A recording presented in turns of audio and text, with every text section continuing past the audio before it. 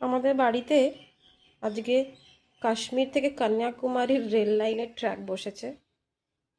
কিছু লোক কাশ্মীরের দিকে যাচ্ছে, আবার কিছু লোক কন্যাকুমারীর দিকে আসছে। আবার এটা একটা জাংশন, দেখুন এখানে একটা জাংশন আছে, এইখানে একটা ছোট্ট জাংশন আছে, ডিভাইড হয়ে যাচ্ছে। এটা যাচ্ছে কোথায়? কেউ কি বাপের বাড়ি যাচ্ছে, না শ্বশুর বাড়ি, নাকি কাজে যাচ্ছে ডিউটি করতে, না ঘুরতে যাচ্ছে? এরা যাচ্ছে কোথায়?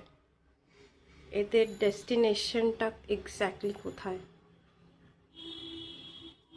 দেখুন এখানে মিটিং বসেছে মাঝ রাস্তায়। ও, ওখানে ফুড পার্সেল হচ্ছে মনে হয়। এখানেও একটা ফুড পার্সেল হচ্ছে।